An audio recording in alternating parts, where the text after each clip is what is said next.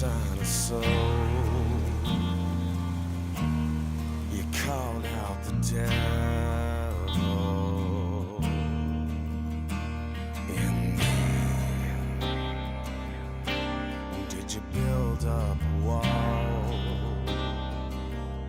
so it's exclusive to you, disregarding the good word? And I know what keeps you up at night is your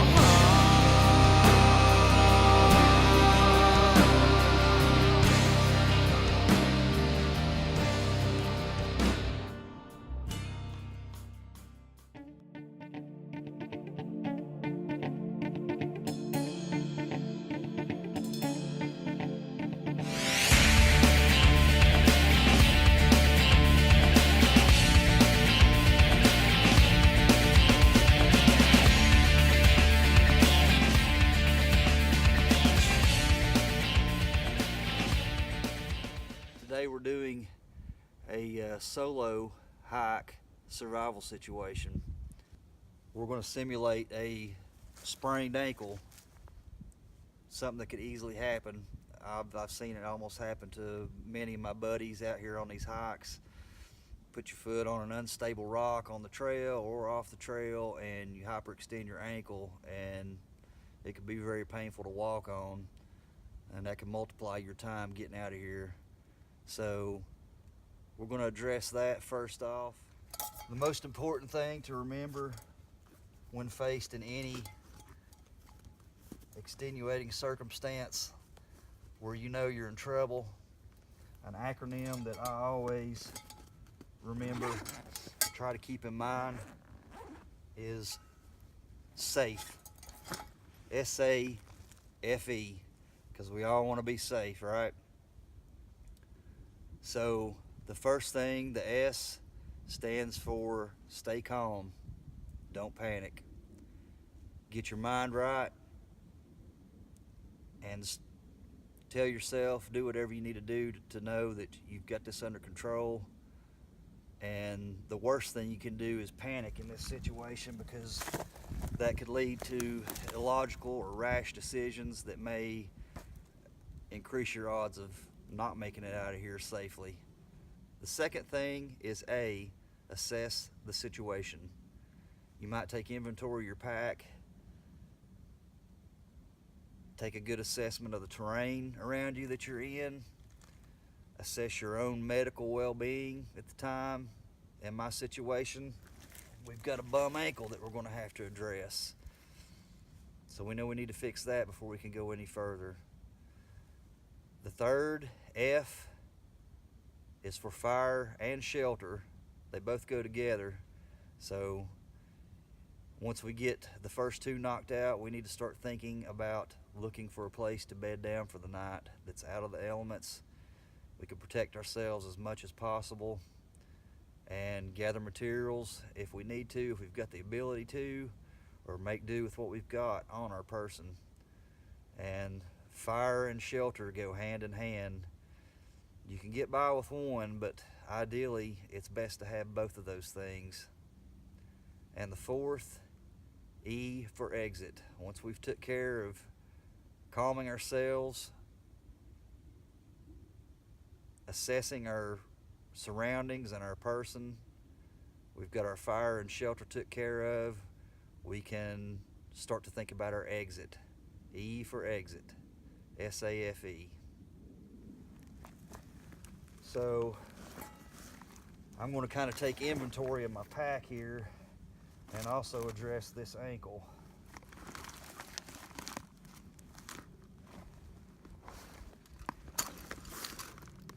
I've got a couple extra pieces of clothing, and I've got my cinch bags, fire kit, emergency kit.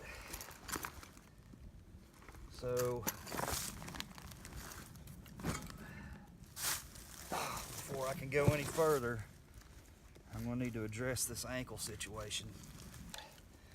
Inside my med kit, I've got a heat blanket It's an emergency solar blanket, not the dollar solar blankets like you get at the store, the El Cheapos, but this is a little bit better than those. Not as flimsy, not known to rip, so I know I've got this to keep me warm tonight. Inside my med kit here, I got an ace bandage. I know I can wrap this ankle up.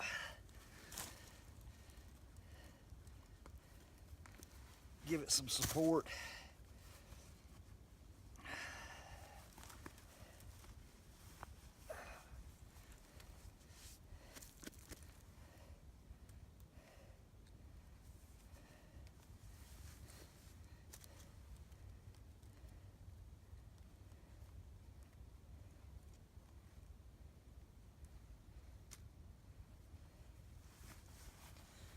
Now, with a sprain like we're addressing here on the ankle,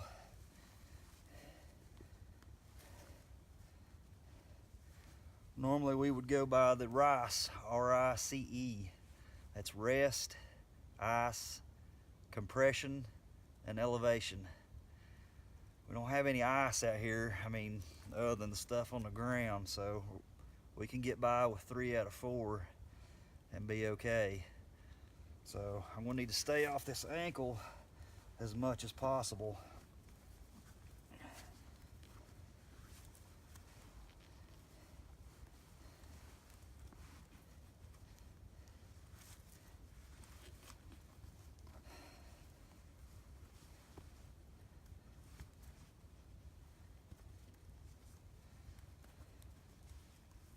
I'm not gonna wrap this too tight. I don't wanna, since my ankle is really not sprained, but I just wanted to show you real quick of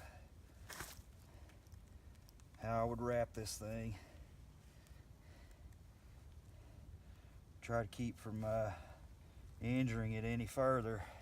All right, so we've got our ankle situation addressed and I'm ready to move out, and I need to start looking for a good shelter and a place to get a fire going.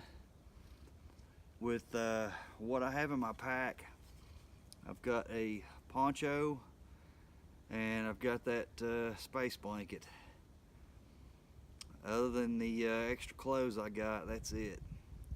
So given the fact I don't want to tax this ankle any more than I have to, and I need to rest and stay off of it, I'm going to go with what I got instead of putting the energy into actually building a shelter and moving around, cutting wood, etc.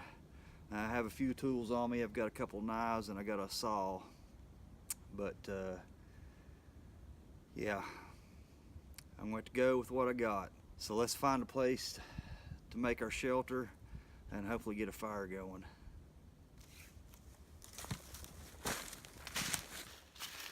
So I haven't strayed too far from my last stop point. I'm just making my way down the trail and observing my surroundings, looking for a place that I might be able to use for shelter, given the materials I got with me. Looks like there's a place right off the trail over here.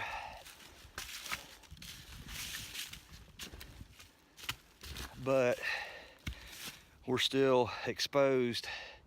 We're kind of up on a ridge line and it is kind of windy up here, and knowing how it gets up here at night, that could be a problem.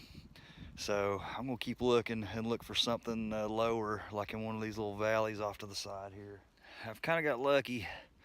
I found a spot close to the trail that I was on. Now, two things I've got in my favor is, before I came on my solo hike, I told my wife where I was going to be. So if I don't come out of here this evening by a certain time, she's going to know something's up. And it's probably one of the most important things, especially when you're doing a solo hike, is to let somebody know where you are. A husband, a wife, boyfriend, girlfriend, mom, dad, brother, sister, any of your loved ones. Let somebody know where you're going to be. So if you don't come out when that sun goes down, they're going to know you're in trouble. And they're either going to come looking for you and hopefully get you out of here. If not tonight, maybe tomorrow. But we can't count on that, so we're going to go ahead and find us a place to bed down for the night. If you can see behind me here, I've kind of got lucky. I found a fallen tree here that has been uprooted.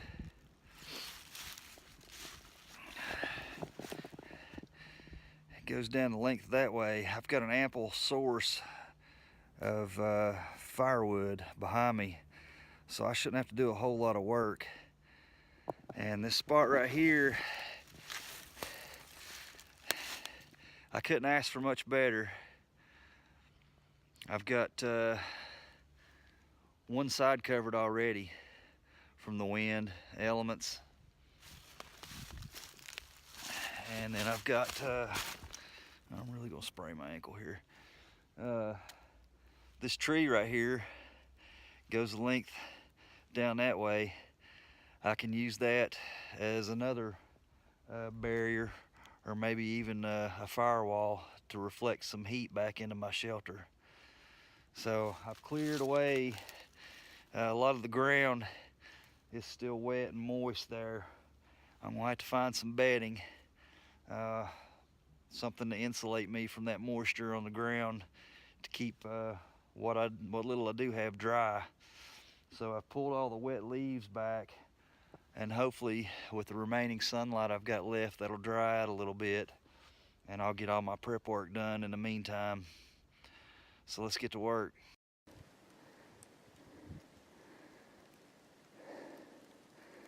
Not a whole lot to choose from for insulation. Of course, we are in late January.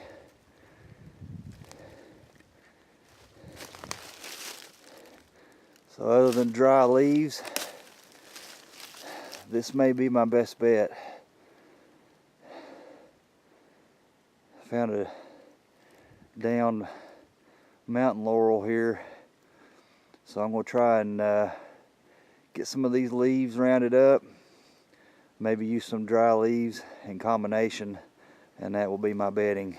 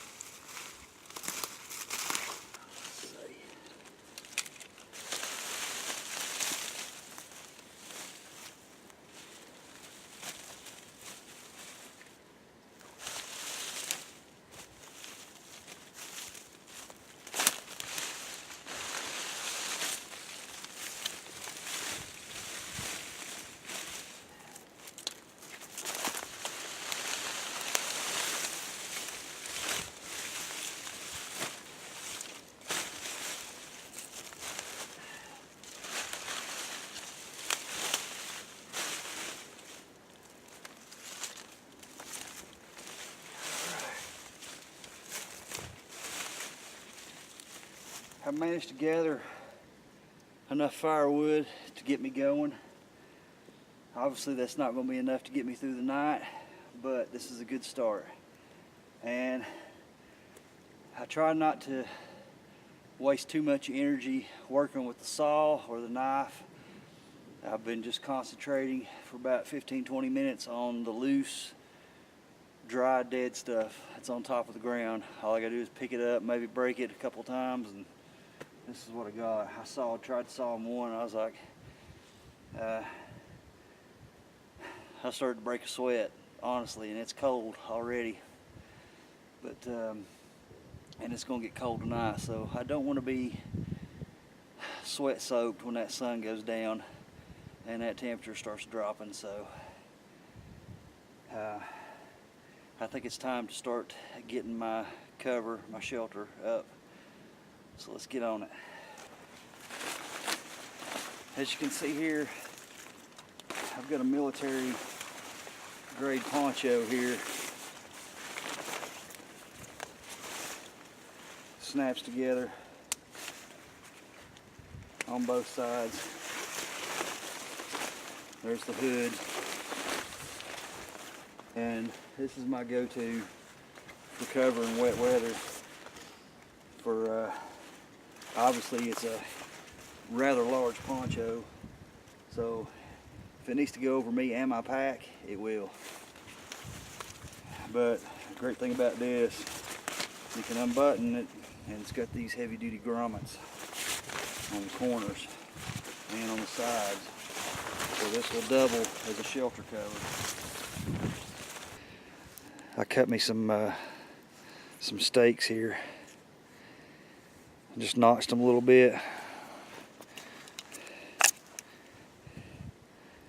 Made me a sharp point there on the end, so that'll go through the grommet, and then that notch area will catch once I get that set in the ground, so that'll save me some paracord.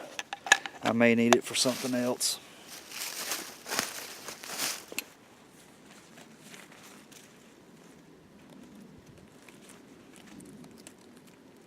I'm gonna need a pole about chin height.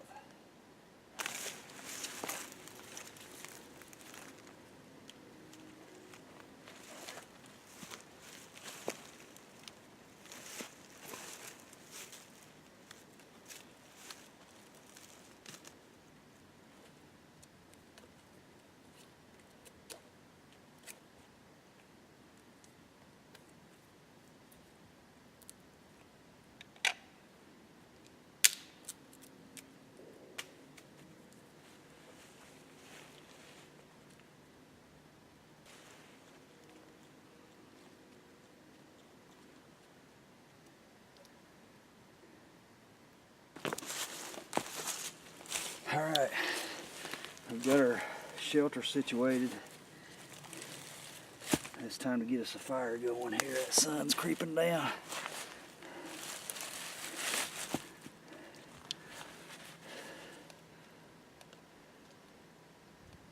I probably got just over an hour left of sunlight, so I'm doing pretty good on time considering. Yeah, I'm not going to go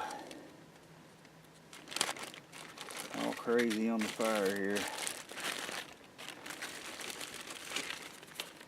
I just want something going quick.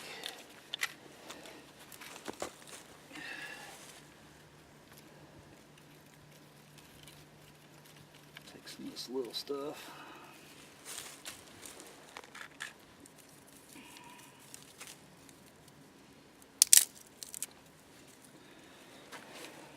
I found a good piece of bark that's good and dry, so I don't have to fight getting it going on this wet ground.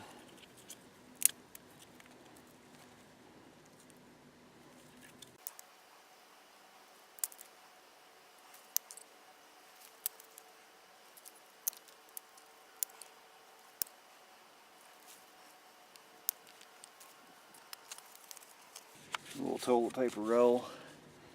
Got some dryer lint here. I could just get a flame to that whole thing and let it go, or I can just tear out just enough, save the rest for later. But this dryer lint should go up pretty quick. We'll just stuff it down in my little log house there.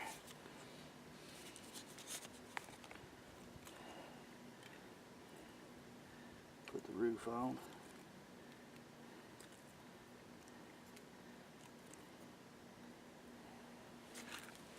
Oh gosh.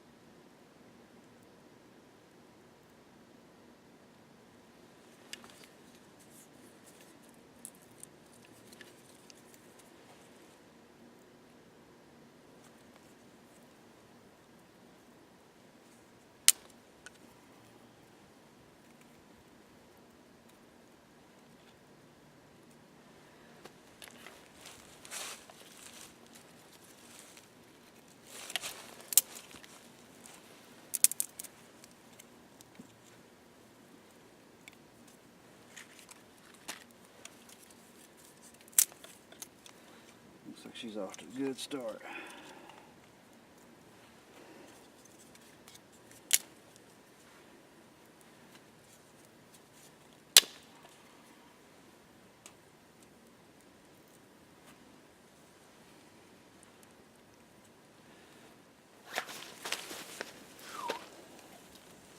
Oh, that feels good already. Hey, you noticed I took a couple extra minutes to gather some rocks here. These are they're all around my vicinity here, and that'll give me some extra reflection back in this way towards the shelter. And once I get this fire established, I'll see if I can gather some more of them and maybe build this up even more.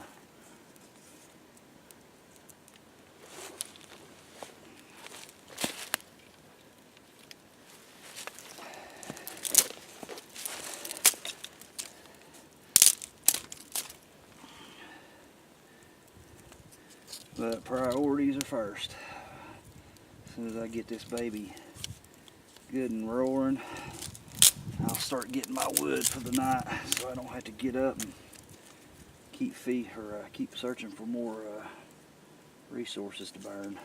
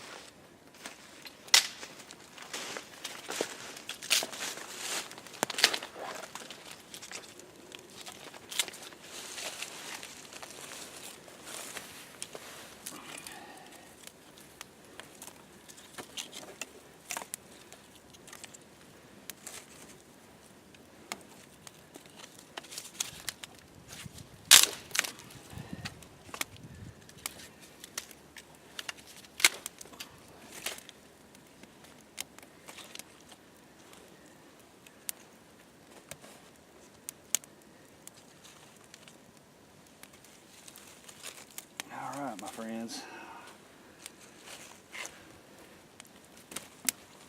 I'm going to let that burn for a little bit, and I'm going to get to getting some more firewood. I'll check back with you shortly.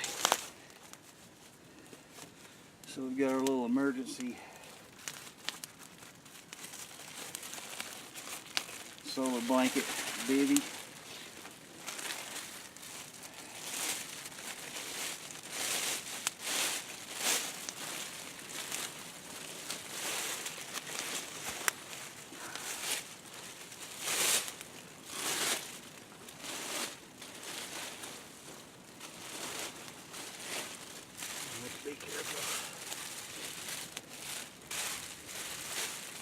sir.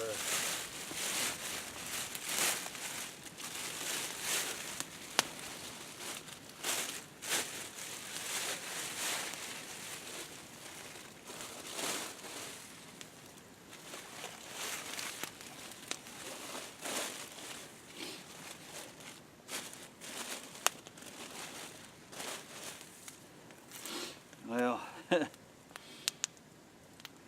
first impression, it may be a cold night. Something you can do though, if you don't have a watch or timepiece, and of course, even if I did have a charge on my phone, you know, there's no signal where I'm at, so I really couldn't call anybody. But if you want to keep track of time, one thing you can do is the old finger method. Each finger is 15 minutes, 15, 30, 45, an hour. You can look at that sun and you can see the horizon right there. So looks like I've got about somewhere between 15, probably 15, 20 minutes maybe. One thing I miss is my cook stove. I make quick work of heating up water. But as you can see, I don't know if you can see or not, but I've got my old trusty camp cup sitting there next to the fire, slow going, but hopefully that'll start boiling here shortly and I can get some hot food in me and some coffee.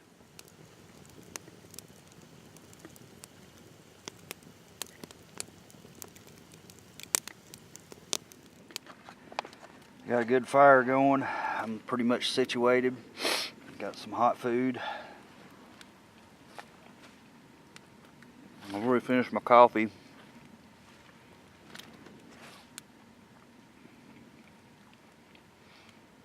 Things could be worse. I always try to tell myself that. Anyway.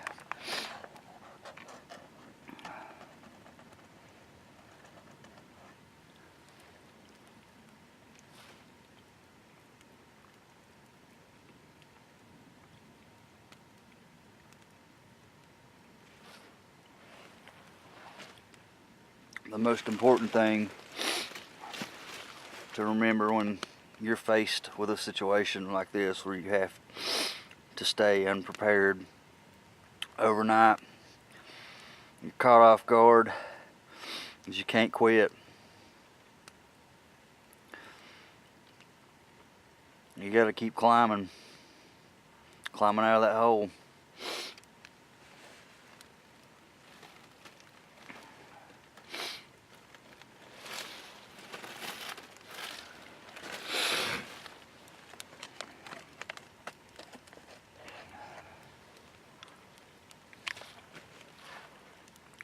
But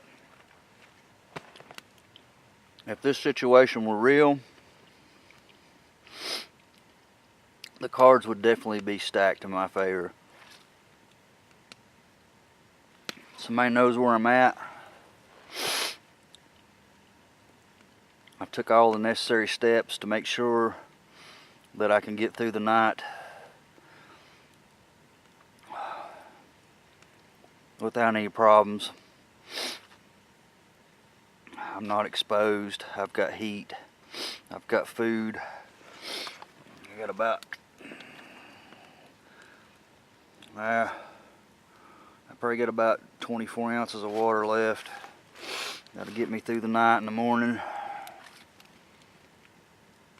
Biggest thing, and it's probably the same challenge for anybody that would be in this situation this time of year, is the battle to stay warm. If I had overexerted myself and got sweaty, I'd be shooting myself in the foot before I even got started for the night. You can go hypothermic, which your body has to work double time to try and keep your core warm. And in that case, You know, it's supposed to get down into the low 20s, upper teens up here where we're at tonight. So if I was in that situation, excuse me, best thing to do would be to take those wet clothes off and get in something where you can warm up. In my case, all I'd have was that space blanket, so I'd have to hope for the best, excuse me, for that. But yeah, going to bed with wet clothes on and that temperature drops, that sun goes down, you're in trouble, or you will be. And I've been in that situation before with a buddy, but that's a story for another time. So I'm going to finish my meal, stoke this fire a little bit, and I'll holler back at you here in a little while. Little update. It is super cold. I got about an hour of sleep. And I woke up and my feet were absolutely freezing. I noticed on the inside of my space blanket there was almost like a level of condensation going on, which is bad. But I think the space blanket's gonna be a no-go.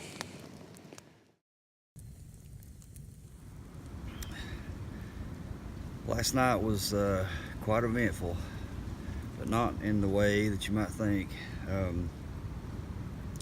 About 1 o'clock in the morning, I pretty much settled into a routine of getting up about every half hour and getting firewood, feeding the fire.